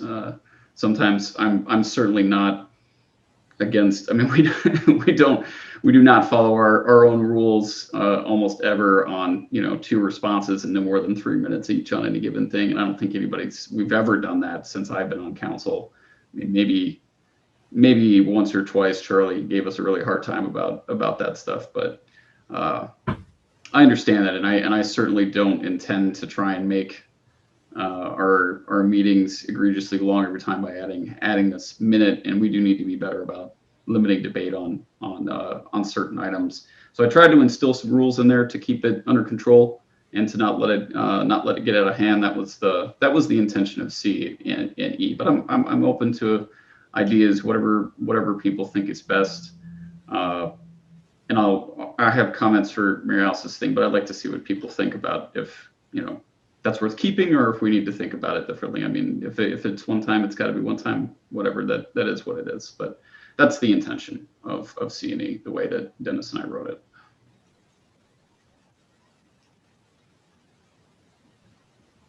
Bill? I think there is some kind of parliamentary rule that if someone uses your name in debate, you get a chance to respond. So if someone actually did say, Bill Brown said this in their comment, then I would have the right to respond to that. But it sounds like what you're saying is that somebody might want to just add on to somebody else's comment. Yeah, I don't know. I think it'd be safer just to say one round, but I don't know. Dennis? Yeah, so I can appreciate that. Coming back for a second segment of discussion is maybe kind of more floored than we need. The intent was just to make a comment so that people understand that we're listening, or that we've thought about it, or that future conversation will occur at a future time. So, you were suggesting 2 minutes for the conversations to be. We were saying 4 minutes because maybe if we just took each 3 minutes on these replies, because they're supposed to be brief and succinct. We're supposed to be able to pull our thoughts together in a more concise way than to wander. And we're not trying to fill up the 4 minutes like some individuals do during public comment. So maybe 3 minutes, and then if you have any more to say, you're going to want to say it during a conversation at another meeting, or develop your thought and bring something more concise. So I would say, I wouldn't go down to 2 minutes. That's pretty brief. But, if you want to say 3 minutes per person, 3 times 7 is 21. That's almost half an hour. Jared? I'd be amenable to 3 minutes too, Mary Alice. I agree with Dennis. I think we just went with 4 because that's what we have public input at. But yeah, I think we can be even more concise and thought out if we're planning on saying something or reacting to something. We all should be, certainly.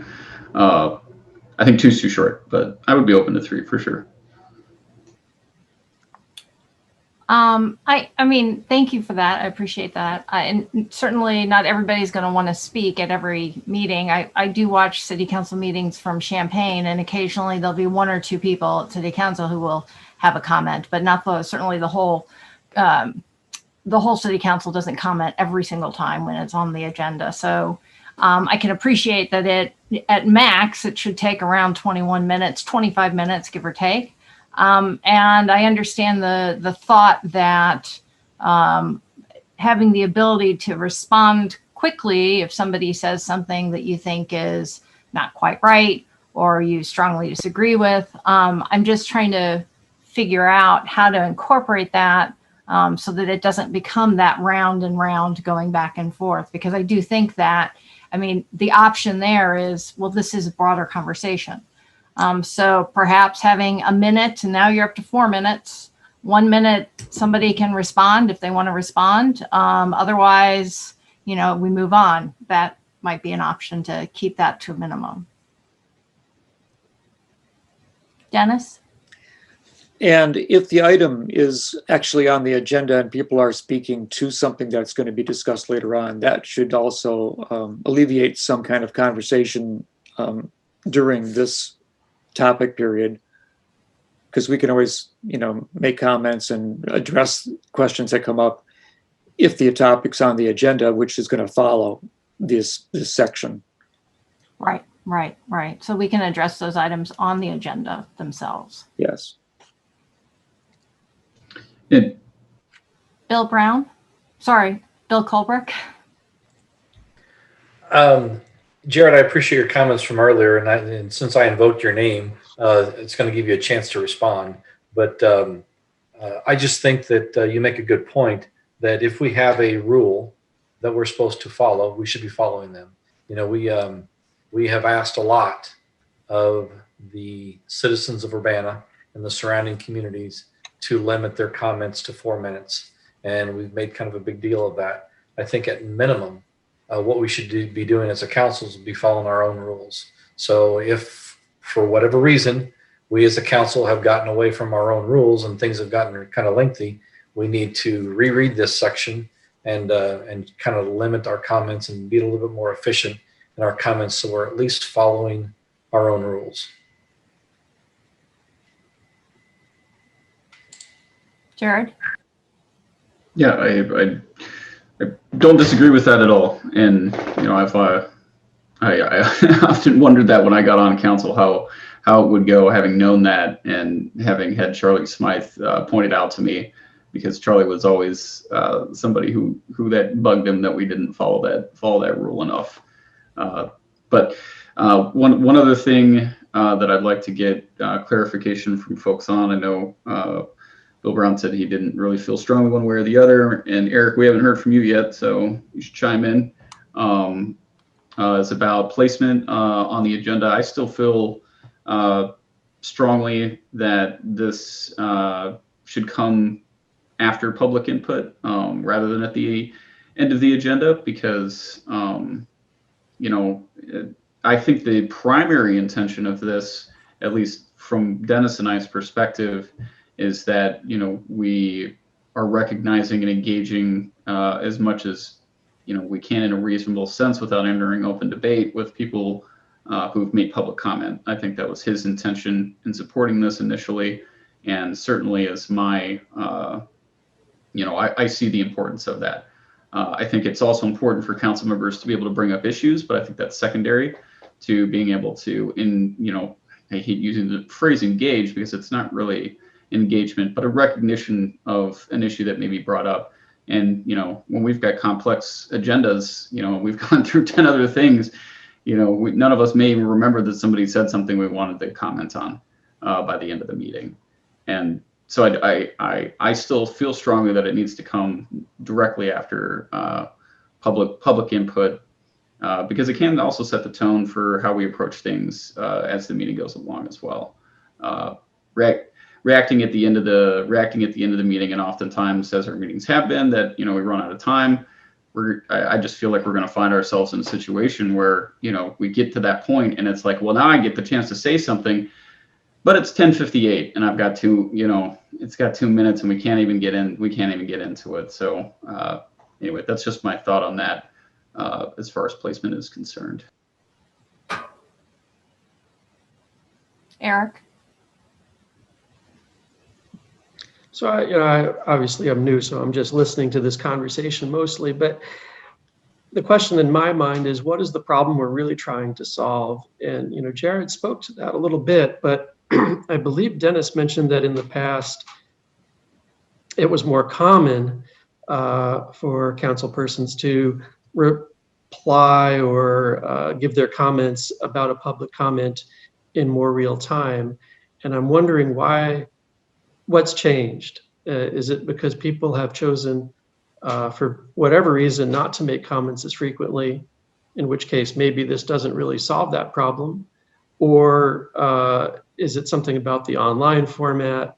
I'm a little confused about why this is going to solve the problem and what exactly has caused the problem, if people have thoughts on that. So I just want to jump in here for a second, because early on, in my tenure, when I was running committee of the whole, I remember having somebody come up and, council members had questions, and Dennis, you called point of order on me, and you said, public input is not a time for questioning the person or giving our comment. Public input is a time for us to listen to the public.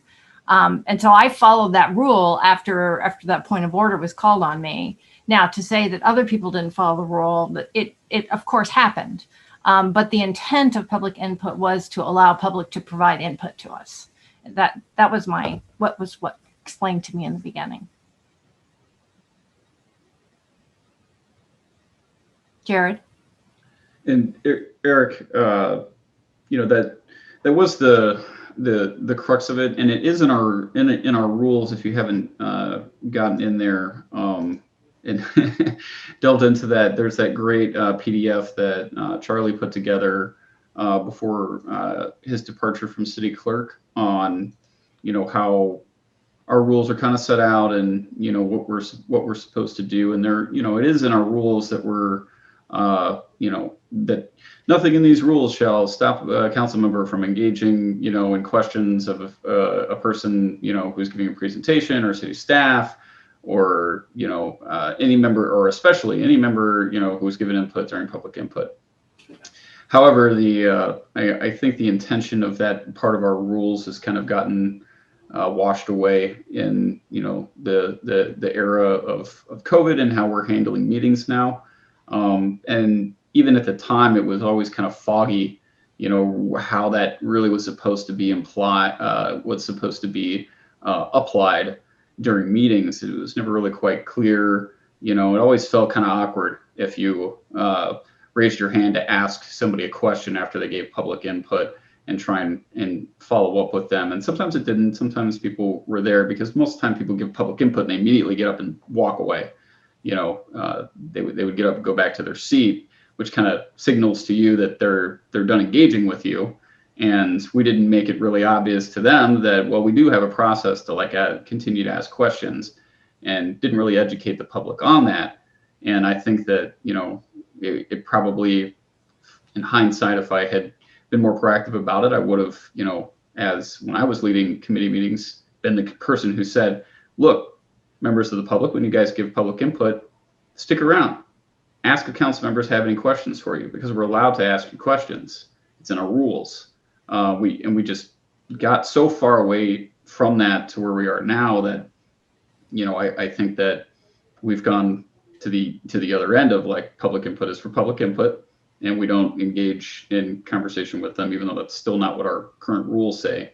And this, I felt like, was an action to kind of bring the spirit of that back in a more cohesive way, to help us be able to engage, even though it's not, you know, ask questions of the public. This is a response, which isn't illuminated in our rules. Our rules don't say respond to the public. They say ask questions of city staff, mayor, city leadership, whatever. So there isn't anything in our rules currently that asks for responses or allows for responses or comments on things that are not specifically on the agenda, as far as the way that I read our rules. And that's kind of why I wanted to bring that in there. Diane, you're muted. Just a little more historical perspective. When I joined the city council in 2009, I was trained, if you will, in similar to what Mary Alice said, is that public input was for listening to the public, and in the in-person meetings, public could speak up to 5 minutes, and there was up to 2 hours of public input per meeting. So if you added to that back and forth between the council members asking questions and entering into a discussion during public input, time went by very quickly. So we were told, and that's how we conducted most meetings, was this is when we listened and the public spoke. And you're right, we didn't always follow the rules that were there, and the rules have changed over the years as well. But that is the understanding that I had when I was brought onto the council back in 2009. Dennis? Yeah, I'll try to make this my last entry on this conversation. So what we found, what I observed, was that there was a difference between somebody asking a question for clarity and then somebody wanting to make a comment, which ended up being kind of philosophical or became a dialogue following somebody's input. And that's the kind of thing that we were trying to eliminate from getting into, because then it could wander off into a 10-minute ramble, of thoughts and ideas that were spurned by that were initiated from that public input. But it was actually losing the focus of even the input, actually, to some degree. So that's kind of where we started saying, well, listen, no dialoguing, but listen and appreciate. And it seemed to me, if you had a question, you could still ask for clarity. But it wasn't a time to start having a dialogue, a discourse. Mm-hmm. That's all. And perhaps that is what the intent here is as well. Yes. Yeah. Pretty much. Bill Colbrook? As far as the order, I can appreciate the thought that if we put it right behind public input, that allows for more of a real-time back and forth. However, if we put it there, then we will be taking critical votes at 10:58 p.m. If we put this addition to the agenda at the end of the agenda, it incentivizes us early on in the meeting to efficiently go through our agenda items, not shortchange, but just efficiently get through them, because we do have to take the votes. We do have to have the critical discussion on those agenda items, but we can efficiently get through those items so then we can get to some of the discussion items at the end that we're trying to add. I think it needs to be at the end. Jared, you had your hand up. Yeah, I just want to see what people's thoughts are, just so we can wrap this up as efficiently as possible. So we had 3 from what because I'd really like to see this actually come as a real agenda votable action item and not stay in discussion. So I think if we can get some clarity on a couple of things with them already working on the ordinance language, that we can get these things adjusted as possible. So we obviously have 2 different stances on where it goes. I don't know that we're gonna. I think we're gonna have enough people vote in favor of the idea that it's gonna go forward. So we need to resolve these last things. We have different stances on where it goes at the end, or where it's proposed. So I think we all need to make it clear where we think that stands, because if that's controversial enough that if it's in one way or the other and it's not going to pass because of that, then we need to come to a resolution on that. And then we also need to resolve C&E. Are they appropriate as mentioned, or do we need to clarify one or the other, eliminate one or the other? Where do people really want to put their foot down on that? Let's make some decisions. That's all I was going to say. Bill Brown. I guess I'd say if we take out C and E, I'd be okay with putting it after the public input. If we leave in C and E, I want it at the end of the meeting. And E, I'm not sure if we can actually make a motion and vote on it if it's not on the agenda. That sounds kind of like final action. But if it's, if it's agreement to put something on a following agenda, it might be maybe not a motion, but just. We don't usually make motions and approve motions if they aren't on the agenda, because that's considered final action, unless it's like staff direction. But so E might need a little bit of work if you're going to leave it in there. But if you leave it in there, I think all that should go at the end. But if you take those out and we can make it efficient, I would probably favor putting it after public input.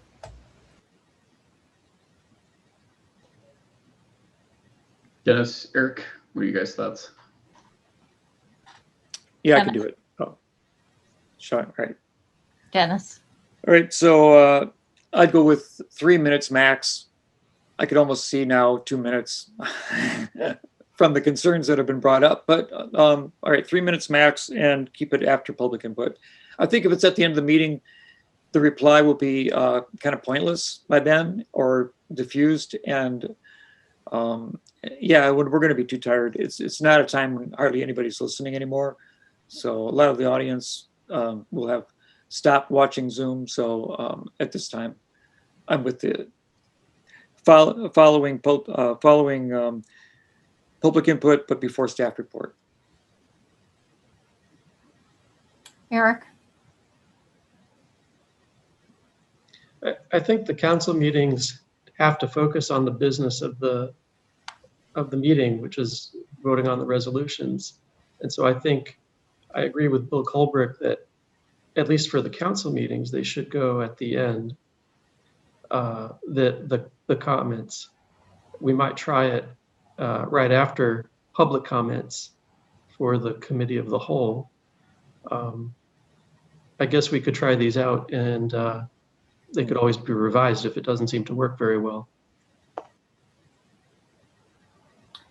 So my thought is that I feel like we should get rid of E, and I feel like we should allow one person to comment for no more than a minute if they want to respond to what somebody said.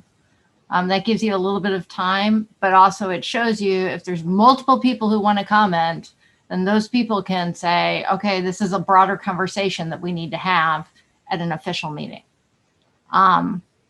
So that would be tweaking number C. I do feel pretty strongly that it should come at the end of the meeting. for the reasons that one of the reasons I think is because we do get questions about agenda items that I think can be answered during the course of the meeting. So that's just my take. Jared. Would you be amenable to leaving it in committee meetings after public input and at the end at council meetings? Because I'm not disagreeable to that. I actually think it should be reverse. I actually thought the same thing, that maybe it should be the opposite, because committee meetings are pretty long. Right. And that's where the major discussion points happen. So I would be amenable to trying that out and having city council be right after public input and having committee of the whole be at the end. Eric, are you okay with that? Okay. All right, any final comments? Diane. Could you clarify, Mary Alice, again, what you wanted to do to C, to make sure I understand? So let's see here. C would be if a council member wishes to respond to a previous council member's comment, they have up to 1 minute to do so. Okay, so they can speak for 3 minutes and then they get a 1 minute response if desired. If desired. Okay. That brings you back up to your 4, so. Jared? Even though it was mentioned, if it's controversial, I mean, I think a 30-second response is more than enough, personally. If you want to make a response, it needs to be something quick, just because the intention is not to involve conversation. And I'm fine, with Bill Colebrook's suggestions that we try and be as efficient as possible. I'd be okay with 30 seconds if other people would as well. I mean, it's just time for like a quick something, and then shut up and let's move on. I agree. Okay, I'll do that too. All right, so the next step in this is to make a few alterations based on the discussion tonight, and then it goes to legal to ensure that we have all of our T's crossed and our I's dotted. And then at some point it'll come back to the committee of the whole. I believe that's kind of the order of operations. Yeah. Okay, this is your final chance to give comment on this, because this is the last item on our agenda. Okay, well, Jared. Diane, did you catch? Can we just do a quick summary of everything you've got on there for adjustments? And I'll be conferring with Carol Mitten and the city and Phyllis Clark as well. But we have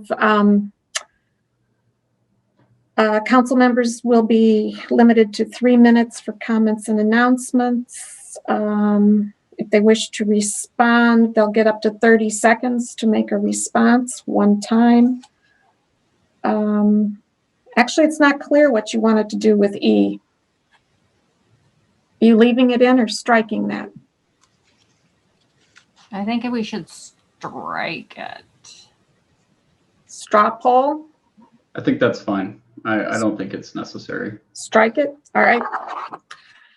And then the council member comments come immediately after public input at city council meetings and at the end of the meeting for committee meetings.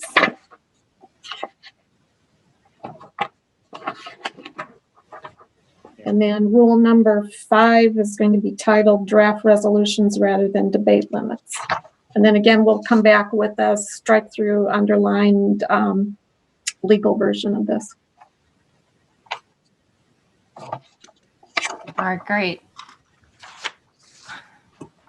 All right, with no further business in front of this committee of the whole, this meeting has been adjourned. Thank you. Good night, everybody. Thanks. Right.